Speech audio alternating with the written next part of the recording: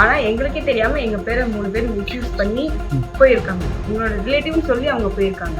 யாருன்னு தெரியல. யாருன்னு தெரியல.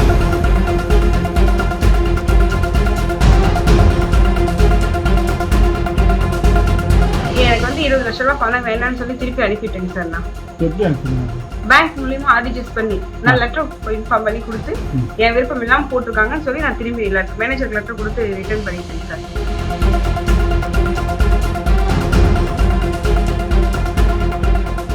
கட்சியிலேருந்து வந்திருக்கோம்னு சொல்லி அங்கே வந்து கூப்பிட்டாங்க. நாங்கள் வரலன்னு சொல்லி சொல்லிட்டோம் சார். வேற யாரோ எங்களோட பேரை மிஸ்யூஸ் பண்ணி யாரோ போயிருக்காங்க. அது எப்படி தெரியும் உங்களுக்கு? அவங்க வேற யாரோ போயிருக்காங்க.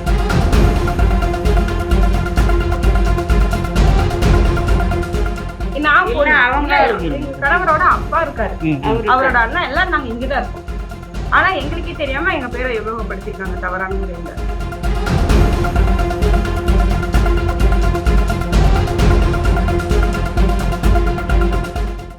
என் பேர் சங்கவி.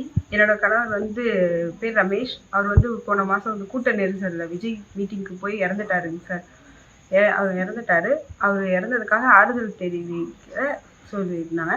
ஆனால் அது ஆறுதல் தெரிவித்து பணம் எங்களுக்கு வந்து கொடுக்குறேன்னு தான் சொல்லிடலாம். அவர் வந்து டைரெக்டாக வந்து எங்களுக்கு ஆறுதல் தெரிவிக்கிறேன்னு தாங்க சார் சொல்லியிருந்தாரு. நாங்கள் வந்து ஆறுதலை தான் சார் பெருசாக எதிர்பார்த்தோம்.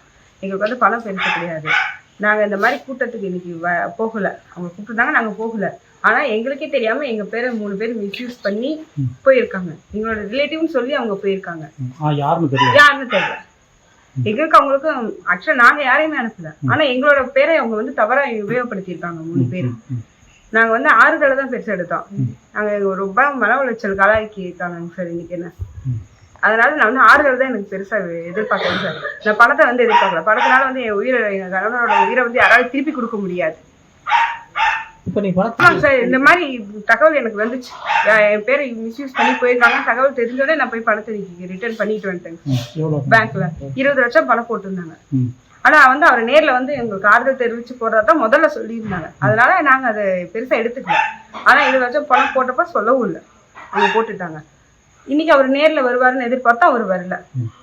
எங்க வரைக்கும் சொல்லியிருந்தாங்க நாங்க வந்து நேர்ல வரணும், நாங்களாம் போக விருப்பம் இல்லை. எந்த கூட்டத்துக்கு என் கூட்டத்துக்கு போய் தான் என் கணவர் இறந்துட்டாரு சார். மறுபடியும் எந்த கூட்டத்துக்கும் நாங்க போகல. எனக்கு வந்து 20 லட்சம் ரூபாய் பணம் வேண்டாம்னு சொல்லி திருப்பி அனுப்பிட்டேங்க சார். நான் எப்படி அனுப்பிங்க?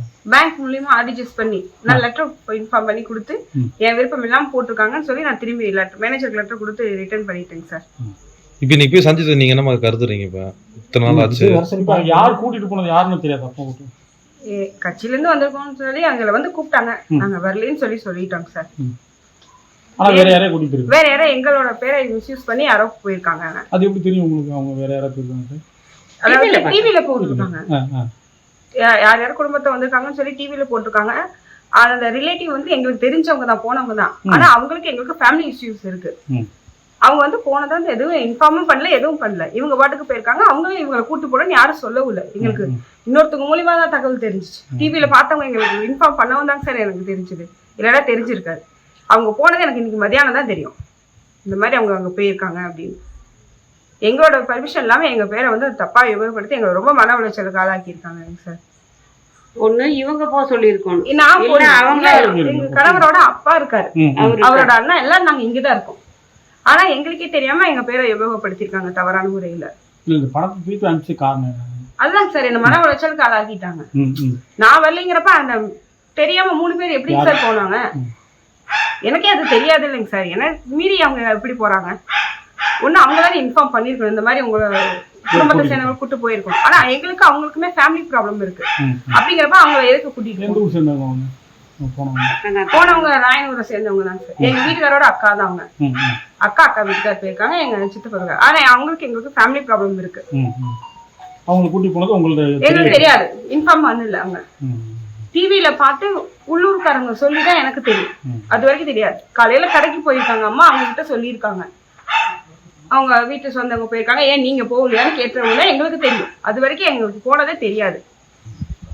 எங்களுக்கு ஃபேமிலி ப்ராப்ளம் இருக்கும்போது எங்களை மிஸ்யூஸ் பண்ணி அவங்க யூஸ் பண்ணி இருக்கிட்டாங்க. எங்களோட பேரை கெடுக்கிறதுக்கு, எங்களை மன உளைச்சலுக்கு ஆளாக்கணும்னு இவங்க பண்ணியிருக்காங்க. அந்த பணம் உங்களுக்கு அவங்க உட்காந்து வச்சா 20 லட்சம் வந்துச்சா? 20 லட்சம் ஏன் கவலை 20 லட்சம் வந்துச்சு. ஆனா அவர் வந்து நேரில் வந்து ஆறுதல் தெரிவிக்கிறாரு தான் ஆரம்பத்துல இருந்து சொல்லியிருந்தாங்க. அதைத்தான் நான் நம்பினேன். அதனாலதான் வீடியோ கால்ல கூட வீடியோ கால்ல கூட ஆமா, பேசுறத நான் சொல்லியிருக்கேன் ஆமா. ஏற்கனவே. அவர் வந்து நேர்ல வந்து எனக்கு பெருசா வந்து ஆறுதல் தெரிவிக்கணுங்கிறதா நான் எங்களோட விருப்பம். எங்களுக்கு வந்து பணக்காசு பெருசு கிடையாது சார். பணக்காசு வச்சு இப்ப இறந்த நபரை திருப்பி கொண்டு வர முடியாது. ஓகே. அதே மாதிரி எனக்கு எல்லாரும் வந்து நேர்ல ஆறுதல் தெரிவிச்சுதான் வந்து சொல்லிட்டு போயிருக்காங்க. நேர்ல தெரிவிச்சு எல்லாத்துக்கும் ரொம்ப நன்றி. கவர்மெண்ட்ல பணம் போட்டிருக்காங்க. கவர்மெண்ட் எவ்வளவு கொடுத்தாங்க உங்களுக்கு? கவர்மெண்ட் வந்து கவர்மெண்ட்ல 10 லட்சம் பணம். யார் வந்து கொடுத்தாங்க? ஜோதிமணி எம்பி, செந்தில் பாலாஜி அவங்க சார் வந்து கொடுத்துட்டு போனாங்க வீட்டுல. அவங்க கனிமொழி மேம் வந்து வீட்டுல வந்து எங்களுக்கு சொல்லிதான் கொடுத்தாங்க. செய்திகளை உடனுக்குடன் தெரிந்து கொள்ள கீழ்க்கண்ட கேபிள் மற்றும் டிடிஹெச் நெட்வொர்க்குகளில் எம்நாடு செய்தி தொலைக்காட்சியை காணுங்கள். பாதகம் செய்பவரை கண்டால் நாம் பயம் கொள்ளலாகாது பாப்பா. மோதி மிதித்து விடு பாப்பா, அவர் முகத்தில் உமிழ்ந்து விடு பாப்பா. அண்மை செய்திகளை உடனுக்குடன் தெரிந்து கொள்ள இணைந்திருங்கள் எம்நாடு தொலைக்காட்சியுடன்.